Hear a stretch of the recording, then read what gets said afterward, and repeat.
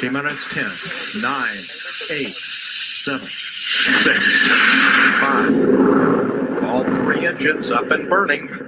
2, 1, 0, and liftoff. Coach on Fire Radio.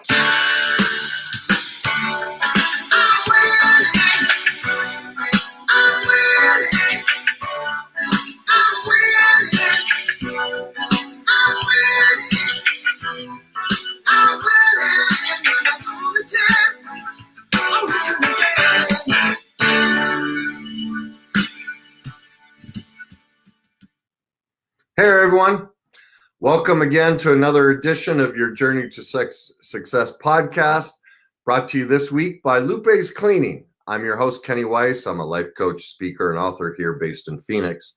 The goal here each week is to create a movement of people who are passionate about learning and growing and wanting real answers. They want more than the superficial buzzwords that are so prevalent in this industry. They want to go deeper. They want to live in their greatness. Well, this week, I had several viewers reach out. They're frustrated. They've been working their tail off for the buzzword that's out there is be a grinder.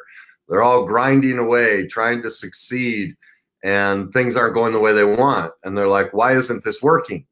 Well, I thought we'd be a great topic to talk about. Hey, Janet. Hey, Janice. Thanks for tuning in and watching. Now, for all of you watching or listening, remember, you can always call me on Skype. It's really simple. Just pull up my name. Hi, Tracy. Just pull up my name on Skype, Kenny Weiss. You'll see a picture of me. It doesn't matter if you pick audio call or video call. Your face, you won't show up on the screen or anything. So if you want to be anonymous, that's fine. Create a fake profile. But if you want to talk about this, or you maybe disagree with something, or want me to dig in more, just call me or tell me what situation you're going through.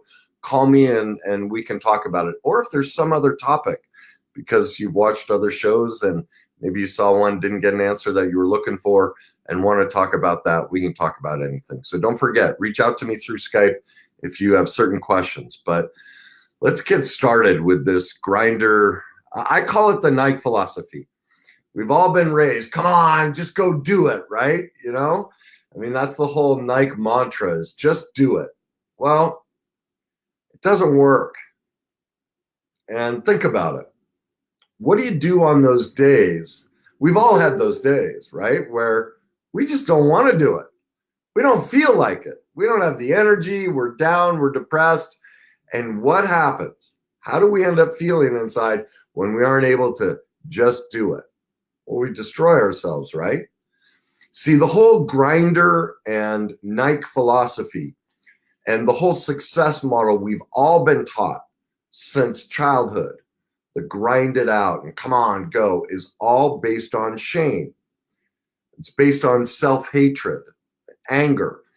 That's what basically midlife crisis, or you've seen actors, actresses, athletes, business people, they get this success, the quote success, and then their life falls apart. Well, that's because the model we've been shown to succeed is based on really self-hatred. So you're lying in bed and you're screaming at yourself, come on, go do it, you stupid blanky idiot. Can't you do more? Someone texted me or posted on Facebook just before the show. They'd never run across me until recently. And they've been working, I think she said like 80, 90-hour weeks. You know, she's bought into the grinder philosophy and, you know, how we're all supposed to be, you know, doing that. And her life situation hasn't changed. Things aren't getting any better. And so she was, you know, really excited I'm seeing on Facebook, Brad, he's sitting there going, he feels like he's on the hamster wheel. Can you do something about that? Well, this is exactly what the show's about. But so what we're all taught is to hate ourselves, to motivate ourselves. Think of it. We're laying there, we're screaming at ourselves, we got to work harder. Come on, you can do this. And the reason we do that, where that comes from, is really parenting, okay?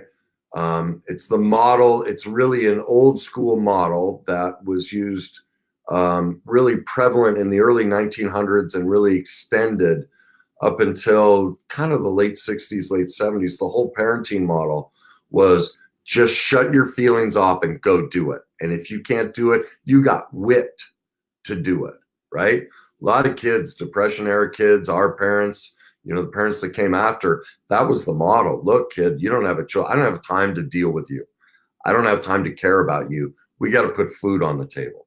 We have no other option. I don't care who you are, what you think and feel, but get off your butt and go do something. And so what happened is all of our parents stored that rage. They never got to experience childhood. They never got to explore and be themselves. They had to become something to please their parents. Now, I'm not beating up parents, but let's face it. There are only two jobs in this life that none of us take a single class on: parenting and relationships. And yet all of us think we're experts in them. And we all go to school for everything else we do. And even when we go to school for whatever career we're in, we screw up daily. But I find it fascinating. Most people think they're great at relationships or great at parenting, yet they've never even learned about it. The denial aspect around those two topics, it breaks my heart how prevalent that is. But our parents were the same way. They didn't learn a damn thing. And they learned from parents who didn't learn a damn thing. We've had a society for centuries that's never learned how to parent. And so the model has always been shame-based. So what happens as a child is we're sent this message. You have to become this to fit into this family. So I, as the parent, aren't uncomfortable. So I get what I want out of you. Well, that strips a child of their inherent right. And so that creates this, I have to go become something. See, I draw a big distinction between success and greatness. All of us chase success. Well, look up the definition of success. The definition of success is the accumulation of things, of status, of power, opulence, wealth. Well, the landscape is littered with everybody who chase success. We all know what happens when you do that. You get there, you get all those things. How many people have you seen in interviews on 60 Minutes, whatever it is, and they go, yeah, actually, once I got it all, I was more miserable than any time. Well, that's because they used self-hatred to motivate themselves, all right? And I always describe it this way. Think of the space shuttle. Self-hatred, shame, anger, which is also fear, is a limited fuel source. It works. It's effective. I mean, obviously, people have accumulated things, success, but eventually that fuel source runs out. It blows up. And that's exactly what happens. Greatness is different. And that's what I try and teach through the greatness groups I do, the greatness movement that I started, my book, Your Journey to Success. It's completely different. Like I talk about success in my book. If you look at success and then scroll down and look at the root word, the Latin root of the word, where it came from, the root is succedere, all right? Well, the definition of succedere is to come close after. Think of that. Come close after. That means you never arrive. It's never an accumulation of anything. See, we butchered the English language. We've taken the real definition of the word and turned it into something that can't work. Think of it. If the real meaning of the word is to come close after, you never arrive. That means it's a daily process. And so all you're doing is getting better at something on a moment-to-moment daily basis. That's success. Are you a better person right now at 7:10 than you were at 12 o'clock today? Did you make one small improvement in yourself? That's it. You've succeeded in life. But see, we've bastardized it to turn it into this, you're nothing until you have that career, that status, that all of those different things. That's why it doesn't work. That's why greatness works. Greatness is predicated on coming close after. What it means is we all have an inherent gift, an inherent purpose, inherent right in ourselves. And the goal is to walk in that. And then it's not just enough to walk in your gift, but then it's your job to give your gift. That's what I'm doing. It took me years. I mean, I had a very successful remodeling and custom furniture making company. I played 2 pro sports. I lived the life, right? I did everything you're supposed to do. And I had, God, 5, 6 addictions, 2 divorces, bankruptcy, child custody battles, almost committed suicide. Let me know how success works out for you. And that's the model we're taught. Because I remember screaming at myself. The way I got myself there was using that Nike philosophy. Come on, Kenny, you can do it. I remember training for hockey. And it was in the summers. I had to work. I worked construction. So I'd be at a construction site by 7 in the morning, okay? I'd work in the heat, 90 some degrees in Denver, which I know in Arizona here, you think 110 is hot. At that altitude, that's like 90 degrees, okay? Because your skin just bubbles because you're so much higher. So I'd work in construction for about 9, 10 hours. I'd go right from that to the gym for 2 hours. Then I'd do dry land training for another 2 hours, get something to eat. I might lay down for an hour, and then I'd go to the rink at night about 10 o'clock and skate till midnight. Get about 5 hours of sleep, do it all again. I was doing that day after day after day after day. I remember when I went to training camp for the season. In training camp, they drive you into the ground, right? It was nothing for me. I remember 3 weeks into it, because all I was using was, I kept screaming at myself, come on, you can do this. You got to do more. I remember how hard I'd train, and I'd just yell at myself, you're not doing enough. Well, I was exhausted in training camp. It was too much. I'd overdone it. And that's the model we're told. Now, Cindy, it looks like Malou. I'm not quite sure how to say your name, Avelina, I think I said that right. Thanks for tuning in. Again, for those of you who just tuned in, if you want to call me on Skype, if you have certain questions, whether it's about this topic or any other topic in your life that matters to you, just look up Kenny Weiss on Skype and give me a call. I'm happy to talk to you about anything that's going on in your life. So don't be shy, all right? So that's what we've all been taught. The Gary Vaynerchuks of the world, all of them are, shut up. I mean, talk about a guy filled with anger and using anger to propel him. One day it's all going to blow up. It breaks my heart to see how angry he is and how he's using anger to scream at everybody and really denounce them. Now, to succeed, to walk in our greatness, we do need to do work. Okay, that's a prerequisite. We do have to get up and do things. But this mantra that we have to not stop, it doesn't work, and here's why. Okay, I did get your name right, Evelina. Thanks for letting me know. That's a great name, actually. Exotic. So thanks for tuning in. Here's why it doesn't work. Think about it. How many times have you sat there screaming at yourself to do it? Do you know what that causes in you? You probably not. Here's what happens. You're using shame. But before shame, because I talk about a cycle in my book of what causes all this, and really what it is, it's fear. All right? Anger, we're using anger to propel us. And anger is always a mask for fear. All right? And remember what fear is. Fear is always one of 3 things. It's either the fear of rejection, the fear of inadequacy. In other words, I don't think I have the skills, tools, or knowledge to do something, or the fear of powerlessness. Okay? So here's what happens to your brain on fear. All right? Even a lot of you right now, this is happening to you whether you realize it or not. When our brain encounters something that we've never seen, smelled, touched, taste, heard, our amygdala fires. It's our fear center. Okay? Yeah, Brianna does it. She's saying she does this all the time. Here's what's happening to all of you. Okay? We process every bit of information, the way our brain works, through the backside of our brain, our thalamus. It's our emotional center. So the first reaction you have to anything in your life is an emotion, not a thought. That's another problem in this industry is everyone wants you to think positive. For the most part, it's a waste of time because everything you do is feeling based.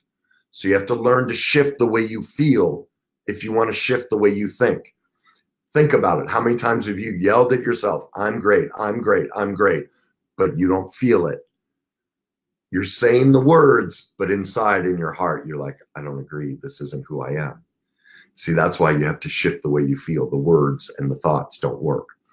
So let me get back to the fear aspect and why grinding doesn't work. Because you're using anger. Anger is fear. All right. Well, any new information, like for a lot of you, this is going to confront your old beliefs. So your amygdala, without you being able to control it at all, since it's new, see, our amygdala doesn't know right from wrong. It just knows known versus unknown. This is new information. Your amygdala is firing. So for a lot of you, you'll shut me out. You'll go into denial. You'll say, nope, nope, he's wrong, because it's threatening your self-concept of who you've always been. And that, remember, our brain's seeking what it knows. That's why we don't change. That's why we pick terrible partners. That's why we do the same thing over and over and over, because our brain literally never wants to work. It wants to repeat what it knows. That's what keeps it comfortable, and it's also trying to rest. It needs to conserve energy. So it tries to look for everything in your life that it already knows. That's how it keeps itself safe. And that's why, you ever wonder why a domestic abuse survivor never leaves? You have conversations with them. You're like, God, all she ever does is hit you and talk down to you. Why don't you leave? Right? Well, you can talk to them and you can suggest, well, do this, do that. And they always come up with a reason not to. Well, I don't know. That's because their brain is literally freaking out. They know. See, our brain is an organism looking to survive. Even if what we're doing isn't working, I'm still alive. That's all it cares about. And so that's why you repeat it. But it doesn't know, yeah, I know she hits me and calls me names. But if I leave, what's going to happen? Where will I live? Who will I talk to? Those are so many unknowns. Remember the brain, the amygdala, it fires. Oh, unknown, don't want that. So it shuts you off. So what's happening, like I said to a lot of you, as you're listening to me, your amygdala is firing. And one of three things is happening. Some people are probably sitting like this. You're pissed off. You're in fight because I've challenged your self-concept and you're like, screw him. He's full of it. Now, you may not even be aware, since only 1/3 of the population is even aware that of their feelings, 2/3 of you watching won't even know what you're feeling because we don't teach any of this. So we don't have the skill set. So a lot of you are doing this. You're angry at me. You're in fight. That's what your brain, it looks for 3 outs. You're looking to fight with me and argue with me and tell me how wrong I am because I'm threatening your self-concept. I'm threatening the part of your brain that goes, no, this is who I am. I know this. Don't make me change. Don't tell me who I am is wrong. So you're angry at me. The other part, another possibility for some of you is you're in flight. You're probably distracted. You have the TV on, you have the radio on, you're grabbing your phone, you're probably playing with messages and texting other people. You're keeping yourself busy so you don't have to focus on me. You're running away from the truth and from the possibility of change because your brain's trying to protect you and go, uh-oh, this is new. We don't want this. The other group of you is frozen. All right. Remember, fight, flight, or freeze. So you're just numb. You're probably having a hard time paying attention to me, following what I'm saying. You're going in and out, trying to figure out, oh, yeah. So those are the 3 reactions you're having. Okay. Now, the next thing we go to, remember this, for those of you who haven't read my book, I talk about this process and why this doesn't work. The 3rd stage, so stage 1 is trauma. Remember how I talked about in the beginning, this is all a byproduct of parenting, all right? We've all been raised, and you can look at studies and read books and, about what the parenting model is. I don't want to turn this show into parenting, but we've all been raised codependently to take care of our parents. That creates powerlessness. We lose our inherent power and the inherent self, our greatness that we were born with. We were all born here with a certain gift that we were meant to explore, but it gets taken from us because none of our parents were taught how to parent. And so even though they love us dearly, it's a reverse umbilical cord. Instead of nurturing and feeding our greatness, they take it from us to feed their own emotional voids because that's what happened to them. Again, they're not bad people. They're not malicious. They don't even know they're doing it. So we lose our inherent self, who we're meant to be, because our survival depends on our parents. This is the thought, I will become anything and everything you want. Just please love me and please keep me alive. That's what we do as kids. So like me, I became an athlete, construction, this is the only career in my life I ever picked for me. All of my other careers I picked to satisfy other people in my life because that was my job as a kid. I was raised to take care of everyone else but me.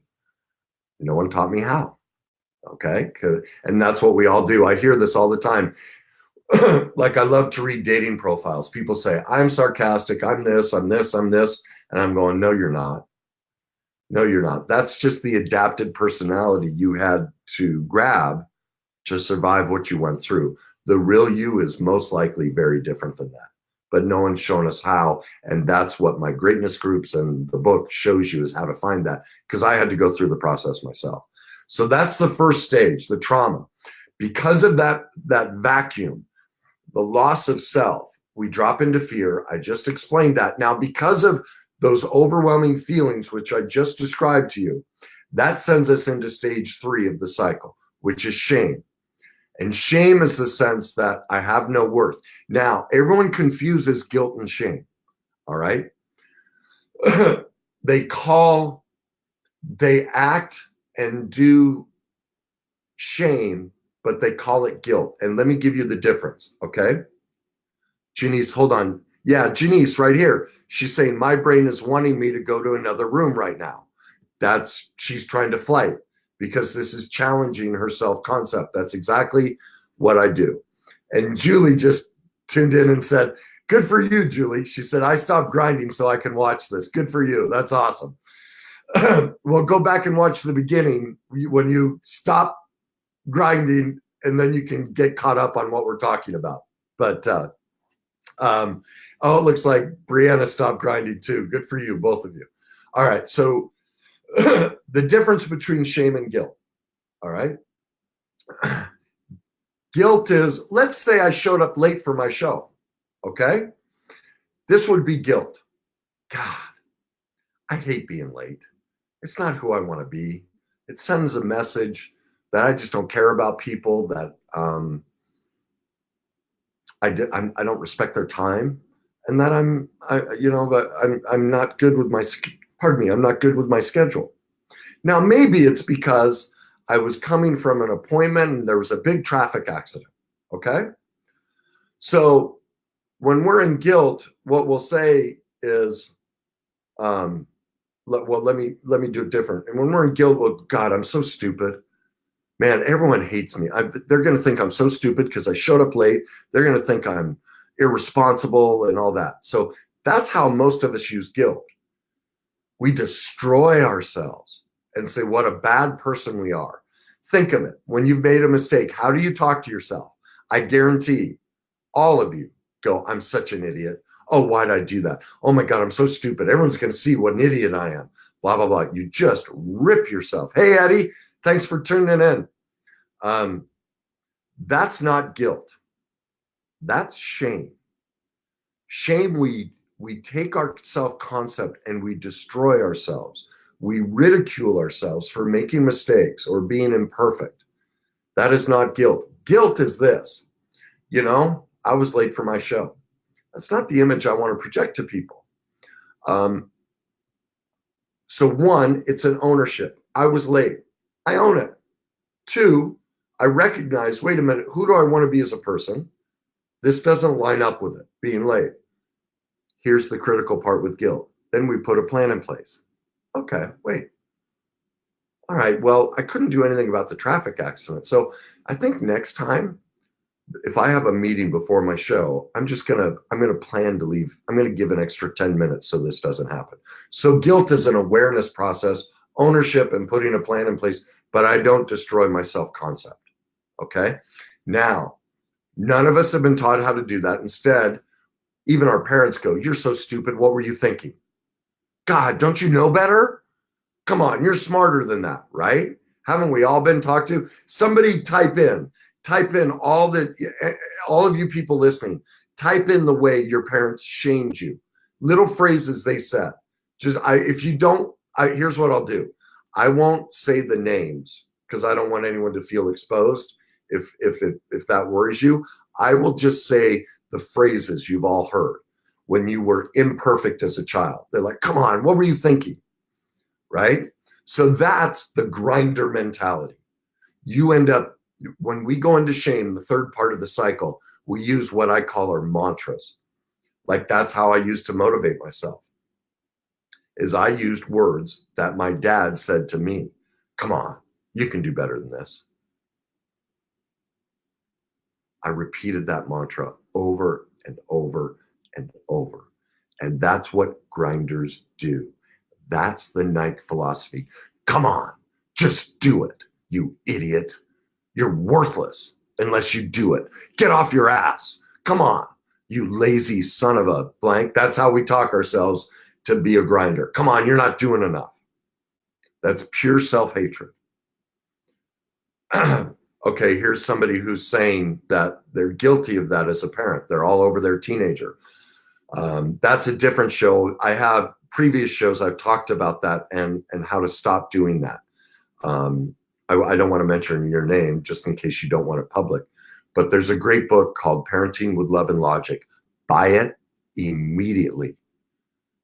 It will completely change. You're trying to control your child, and that's why you're having to yell at them.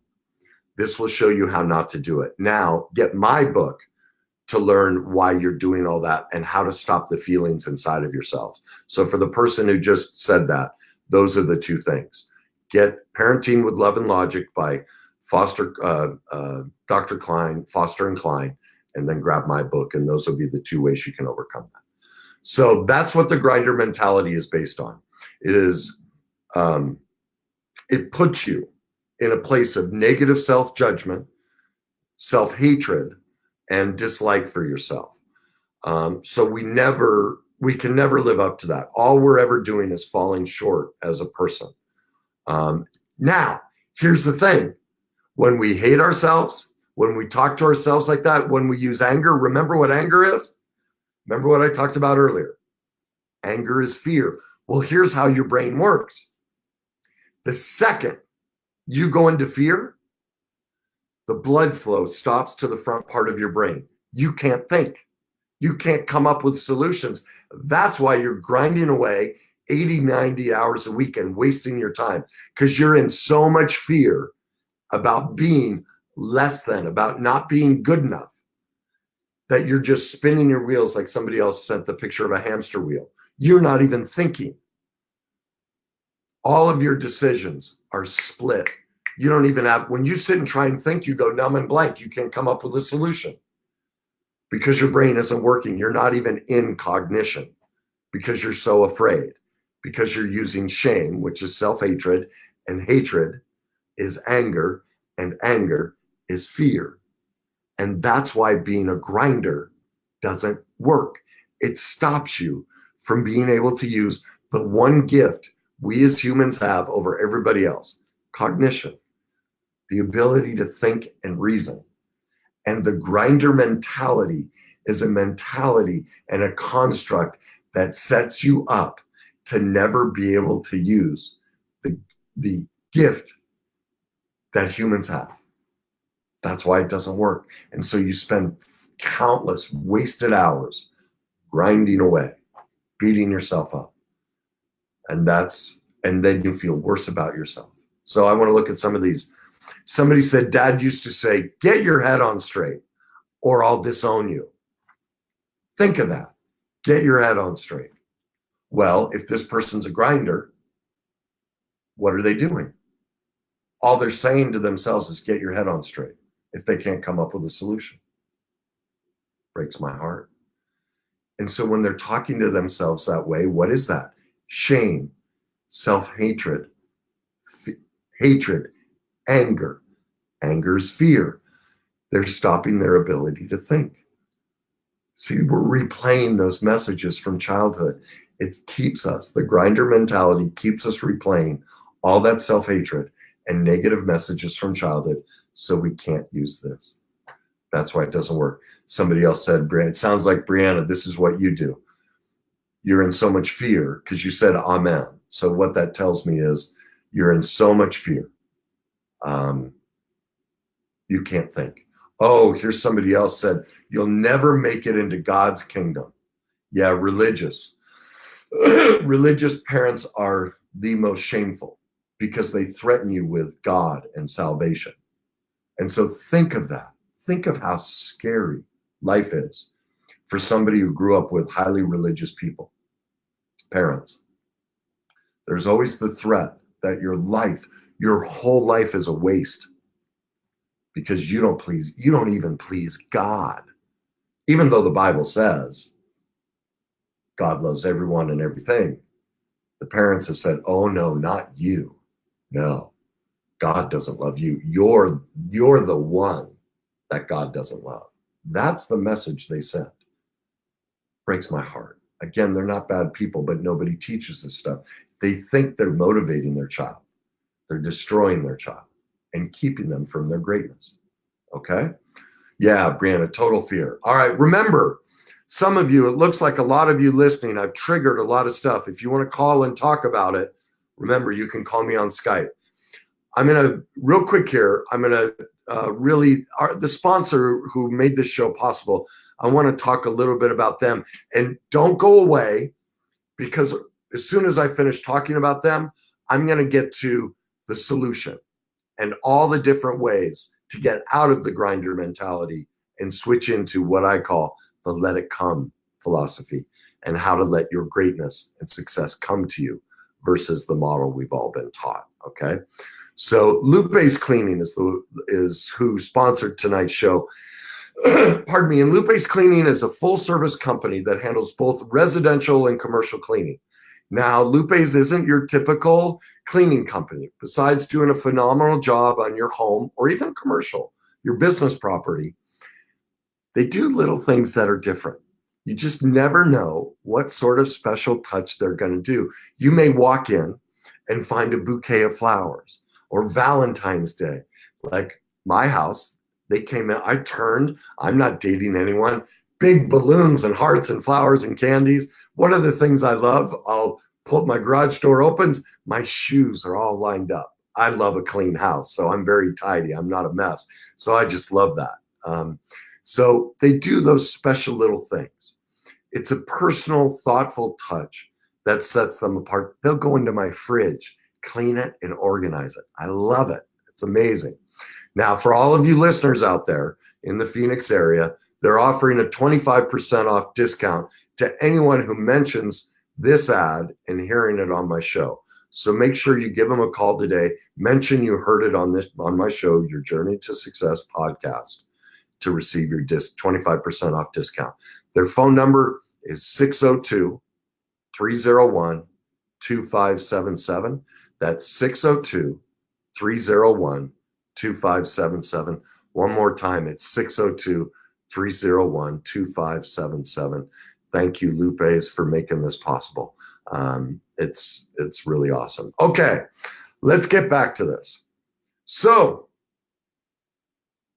what do we do? I mean, I think I've made it pretty clear why the grinder doesn't work, and you can see yourself in all of that. So this is what I had to learn. I had to learn what I call the let it come philosophy. Now, the first trick in this is it's going to take some work. you have to become personally aware. Something none of us have been taught how to do. Personal awareness, we don't teach it. Instead, we teach denial. We blame everyone and everybody else for whatever's going on, okay? So to do that, one of the things is to recognize what's going on in your body. What do you feel? Here's what I have all my clients do. I have them go to Google and type in feelings list, okay? Keep it with you. Throughout the day, track what you feel. Think about whatever actions you take. You're going to start to see you're having certain consistent feelings. Also, where do you feel them in your body? Okay? So the first thing is you have to be aware of your feeling, because remember, feelings drive behavior, not thought. Thoughts are a byproduct of feeling. So you have to become aware of what feelings are surfacing, almost always negative, that are forcing you to use self-hatred and shame to make you into the grinder, okay? So that's the first step. Become aware of what you're feeling and the shame-based mantras that you're using to try and drive yourself. So the first step is self-awareness, okay? Now, once you have that self-awareness, the next step is to retrain it, okay? Like my mantras, I had to switch them, okay? So the second any of those mantras came up that my dad would say, now the key is don't get angry, because that's self-hatred. Remember, that'll trigger your amygdala. The first thing I did is I'd go, Dad, I love you. And I know you tried your best, but that just doesn't work for me anymore. And I would refuse to let myself think that thought. I immediately stopped and went, no more, Dad. You can't say that to me. I won't let you. I would stop it, and then I'd turn it. I'd immediately turn it into, Kenny, as I know better, I do better. And I'm doing a lot better. That became my new mantra. That's positive, and it's truth. Like every day I get a little bit better. That's all greatness is. That's all success is. Are you all of you watching, you're a little bit better than you were 40 minutes ago when the show started. You've all grown and learned. You're succeeding. You're stepping into your greatness by doing this, okay? So those are the mantras you need to replace. Now here's the key when you do those mantras. How does it make you feel? Okay? The trick is to learn to shift the way we feel. So instead of using the self-hatred, like when I have people do vision boards, the biggest mistake with vision boards is they tell people to sit and stare at it. Well, that kind of works. But the key is to put yourself into the picture, okay? And ask yourself, what would it feel like? Like I have vacation spots on my vision boards, okay? And so what I do is I don't stare at the picture. As I look at it, I project myself into the picture and I'm like, what would it feel like to be sitting in that chair?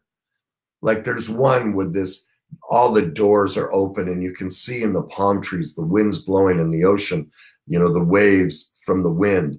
And so I feel myself, I feel my hands on the armchair. I feel the wind. I smell the sea salt.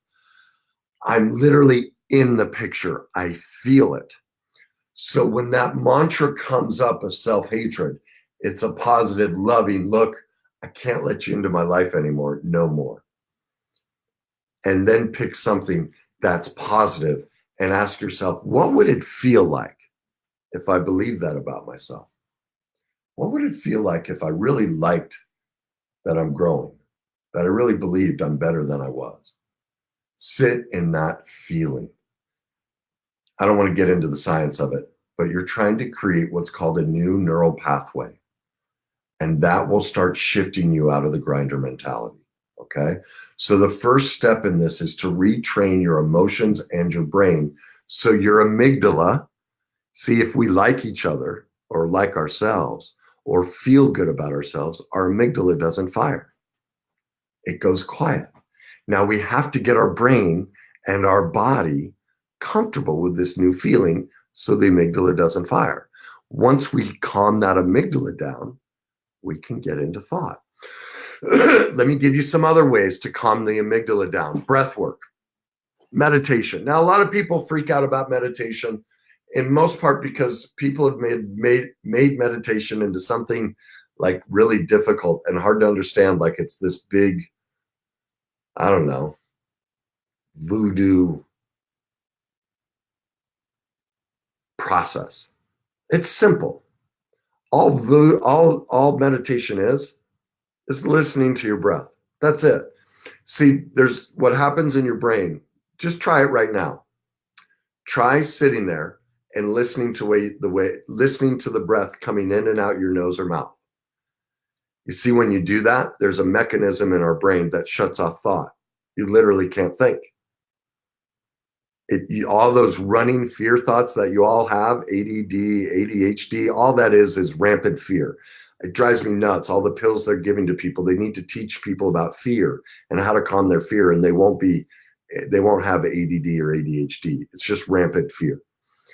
So by doing breath work, your brain can't talk. Your thought stops. So that's all it is. That will calm your amygdala down. And there are massive studies to show the best way to lower the trauma response, because we've all been through trauma, is breath work. It'll retrain your amygdala. And instead of it being big and red hot and always firing, it'll slowly heal itself and shrink. And that's what will help you get out of the grinder mentality as well. Now, something I did to help me, go online and type in mindfulness bell. Okay, it's a free app. Doesn't cost a thing. And when I was retraining myself, I set that to go off every 10 minutes. Now that may be too much for you, and some of you that are too busy or certain jobs, set it off to go once an hour and take 15 seconds, just 15 seconds to sit there and listen to yourself breathe once an hour. Like I did. I did it every 10 minutes. I just stop, sit, to calm down all that old shame and fear. Okay. Now, if you don't like apps, set your phone. And I always hear people that the people whose fear gets triggered, they go into denial. Oh, I can't do that with my business. I'm too busy. Baloney. Set the alarm on your phone. Everyone has an alarm on their phone that can go off every 10 minutes. Put it on vibrate. You can be in the middle of a business meeting. Feel it vibrate in your pocket. Take 15 seconds to focus on your breathing. Okay? If you don't want to do that, then remind yourself, okay, I'm choosing to stay in the shame cycle, the worst day cycle that I talk about in my book, which is okay. Don't beat yourself up for it, but that's what you're doing. Okay?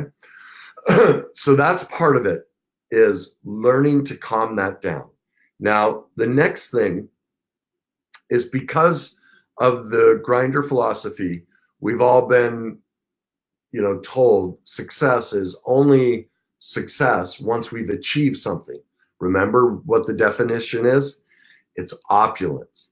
It's the accumulation of things or status or power. Well, if we haven't accumulated enough things or opulence or power, we don't think we're a success. All right? But remember what the true definition of success is: succedere, to come close after. So as often as possible, this is an old technique, just write a gratitude list. And also, like I said earlier, sit in the moment. Think about it. Any of you watching right now, I don't care where your life situation is anything wrong in this moment? Nothing. If you're watching this, there's nothing wrong in your life, because right now you're just with me. That's it. Nothing else is going on. You're sitting with me and we're having a discussion. There's no problem in your life. Now, the second you get out and go, well, what about tomorrow? Well, that's tomorrow. You're projecting fear into something that hasn't even happened. But the reason you're doing that is because of the cycle I talk about. See, you're getting out ahead of it. That's the grinder mentality. I'm going to outthink this. but you're not thinking. You're reliving fear, which keeps you from thinking. You're not even present in the moment. So you can't even come up with a solution because you're so busy trying to fix problems that haven't even happened yet. It's the reason Grindr doesn't work, because you're constantly fixing something that's not even there. You're not even present in your own life. Now, there's a wonderful book to learn how to do that and learn more about it. It's called The Power of Now by Eckhart Tolle. Now, he's unique, very eclectic. And so the way he speaks and talks, like, go watch him on YouTube. He's adorable, really. But he speaks a little different. So the way he structures words might be a little uncomfortable for your brain. Remember, it's new, but watch his videos and that will help you assimilate. But the book walks you through that, how to do that and how to get present. Now, here's some other things. How many of you go to the gym and count your reps and can't keep your eyes still? How many of you, well, I'll get to that in a second. Here's something I had to learn. When I go to the gym, I never count the reps because then I'm thinking. I'm not present in the moment. I'm worried about an outcome. Well, that's the Grindr mentality. So I have no clue how many reps I do. All I'm focusing on is feeling the muscle that I'm working on and breathing. That's it. Nothing else. The other thing I do is I pay attention to my eyes. If my eyes can't focus, if they're darting around, or, because even walking, I figured this out. When you walk, most people, first of all, walk down because they're afraid and they feel shame. I always make sure I walk with my head up, always. And I always make sure, are my eyes darting? If you're looking around constantly or not focusing on something, you're in fear. Whether you realize it or not, your amygdala is firing, looking for a threat. You can't think. You're in Grindr mode. So at the gym, I just look ahead, breathe, and I focus on feeling the muscle. Another thing, and this is almost impossible for grinders to do, is just after the show, go sit outside. Don't bring your phone. Don't bring anything. No music, nothing. See how long you can sit still and just listen. Oh, Janice keeps losing connection. I hope that's not everybody else. But see how long you can sit still and just listen to the sounds that are out there. Something I used to do was I had a patio, and there's South Mountain here in Phoenix, and I would sit and I'd watch the planes come over the mountains, and I'd just focus. I'd keep my eyes on it. I'd focus on my breathing. And it took about 6 minutes before the plane would get out of sight on the roof, the overhanging roof. And I'd do that for an hour or so every night. I just got present. I learned to get present, not do anything. I learned to be, to stop grinding. Now, here's how I figured out this all worked. All my life, I'd been a grinder because of my childhood, because of waking up in the middle of the night to find my mom passed out naked on the toilet, and because my dad was filled with rage. There was pure chaos in my house. I never felt safe. So my amygdala and my response was to always be 200 feet ahead. I was reading people and situations, trying to figure out where the threat would come from so I could keep myself safe. The problem was, as you grinders are finding out, it doesn't work. Your control. See, this is all about powerlessness. And that, remember childhood, we feel powerless. So Grindr is also about powerlessness. So I'm going to control everything. Well, the secret to life is to let go of control. And when I was suicidal, that's what I realized. I'd known for years that my trying to predict everything was killing me, but I couldn't let it go. But I was in, hey, Sherry, glad you showed up.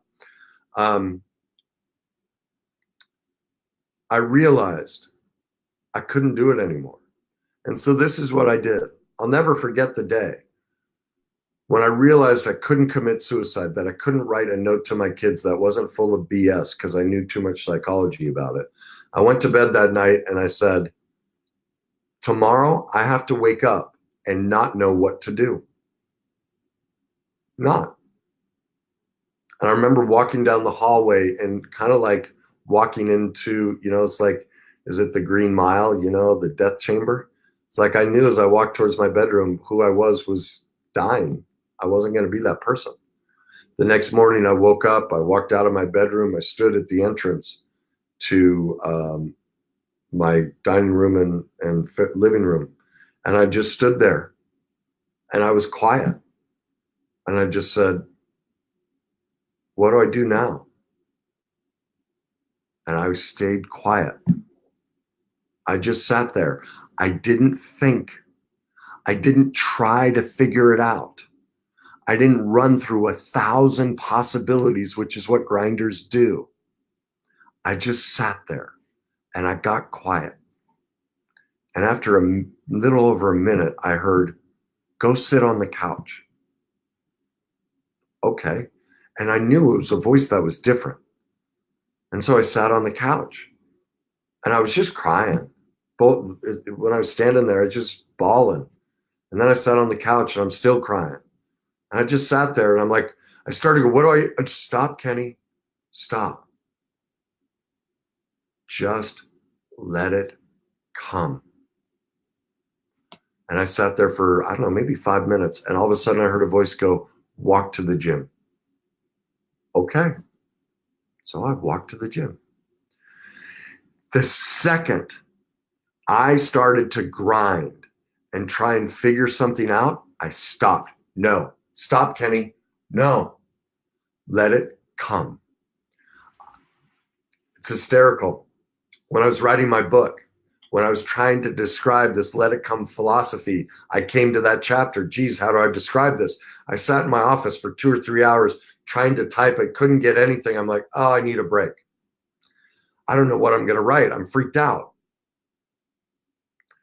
And so I went and I laid by my pool. Now there's a meditative state. This is part of what I learned. When I want answers, to a situation, I lay down or I go do something completely opposite. If I want an answer to this and I don't have it, I go do anything but it. Grinders stay here. They'd stay at that desk for all day long trying to grind out that chapter. When I don't have an answer, I stop and I go do something else. Usually for me, it's I lay down. I love to lay in the sun, or I lay in my bed and I try and fall asleep. Einstein discovered this. There's a meditative state that you fall into just before sleep. Einstein, every day after lunch, used to sit in his chair and he'd hold an apple. And just as he'd fall asleep, that's when all extraneous thought goes away and you get your greatness, pure clarity. And so what I would do is I'd lay in the sun or in my bed, I'd keep my phone next to me. And I always had the notes sections ready. And so as I'd start to fall into that place, all the answers would come to me and I'd just puke it into my phone. I'd wake up later and I'd go, oh, okay, that's what I do. Well, like I said, that chapter, I'm laying out there, I start to fall into that place and I started to laugh. I went, I'm doing it. So all I did in the chapter is describe what I just told you. I was grinding. I couldn't find the answer. So I stopped grinding. I went and did something else and I let the answer come to me. See, when we stop grinding, the amygdala calms down. The shame calms down. Cognition, all of those wonderful ideas that are sitting, percolating in our brain, come. The answer is sitting there, but grinding keeps us from it. Janice brought up, how can we remain organized if we aren't in some form of control? Well, you're talking about two different things. There are certain things I have to do to be organized. I have to take a shower. I have to do laundry. That's not control. That's self-care. Control is trying to create an outcome. I have to get it to be this way. That's what kills everybody. Grinders try and control everything, and that's why it doesn't work. Okay? So I even talk in my book of how difficult it was for me to let go of that control. Like, most people don't realize, but I became a coach while driving for Uber. When I came out of the suicide, I had no career. And I didn't know what I was going to do. So I started driving for Uber. And every time I'd sit, I'm like, well, what am I going to do with the rest of my life? And I'd sit and obsess about it. And I go, no, stop, Kenny. Just let it come. You'll get the answer when you're supposed to. And it was at least a month or two where I would just remind myself, stop, no. I'd start to worry about money. I was up to my eyes in credit card debt. I had very little money left, but I knew trying to control it would kill me. So I let go of control, and I just said, let it come.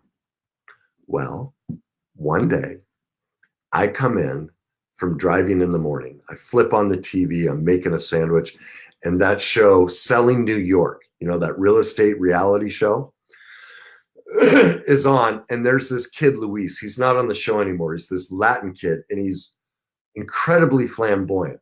Okay. A lot of people think he's gay. He's not. He's just like way over the top with everything. And I turn the TV on, and there's Luis, and he's going, oh my God, I'm so stressed. Like, it's just unbelievable. So I called my life coach, and I broke into tears. I started laughing so hard because this kid comes on, gorgeous young guy in his late 20s. And he turns to, they cut the scene, and they cut to this life coach, and they're going, and he goes, okay, Luis, I want you to take 3 deep breaths. And they show Luis.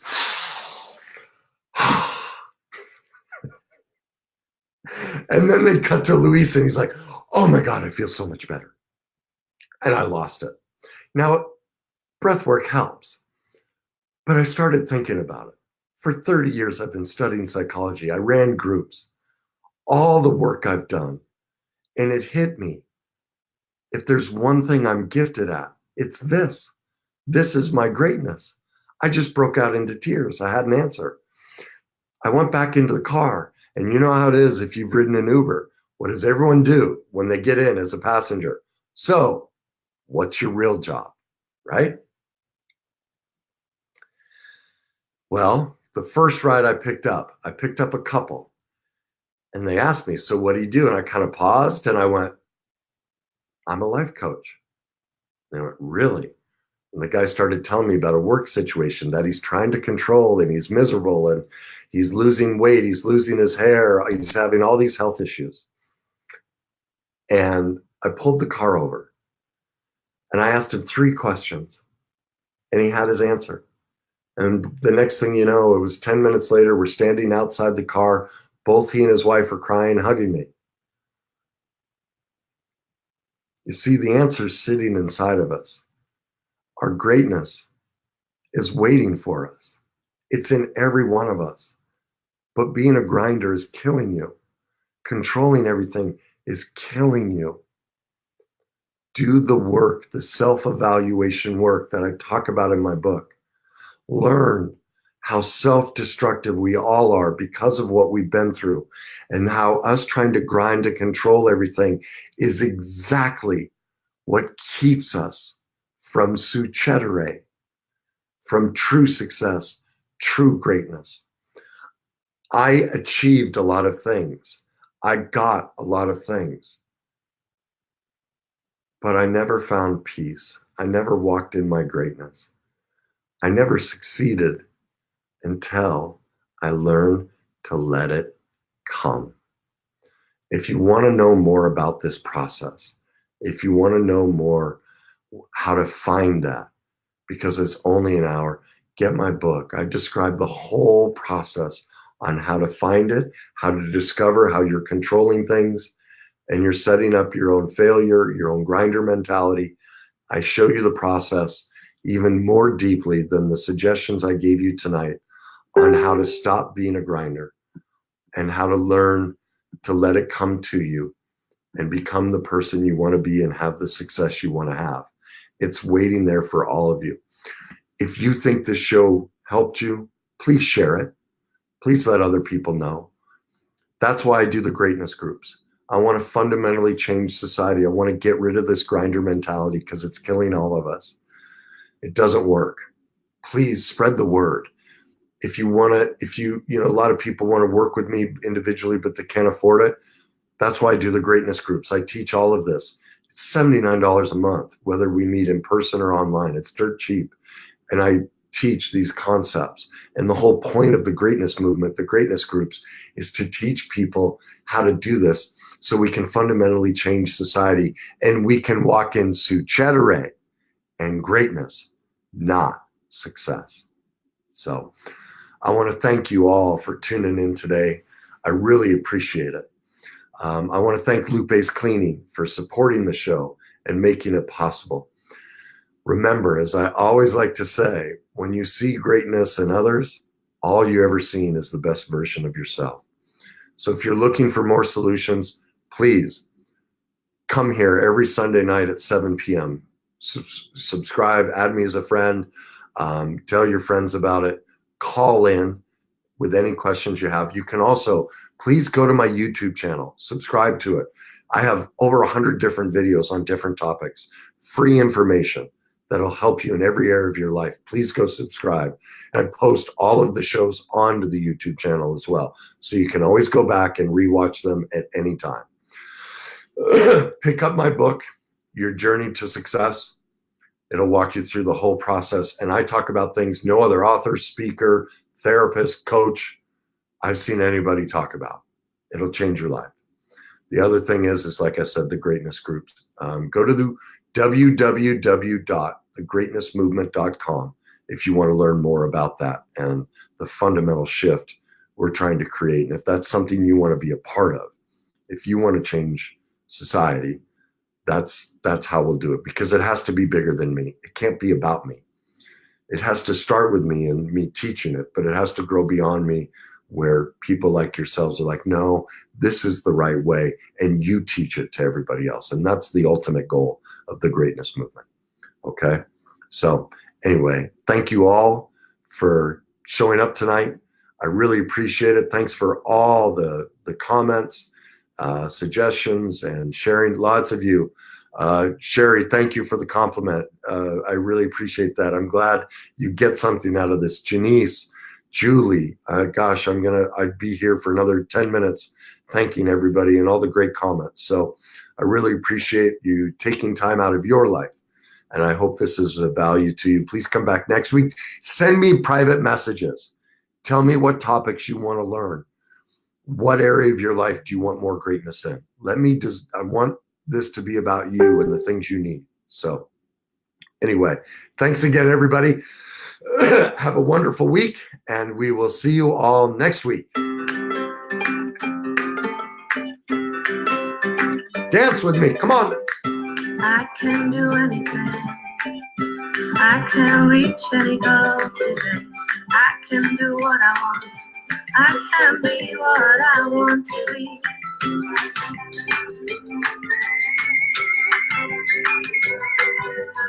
Anyone want to volunteer to be hula dancers at the end? I think the show needs hula dancers at the end.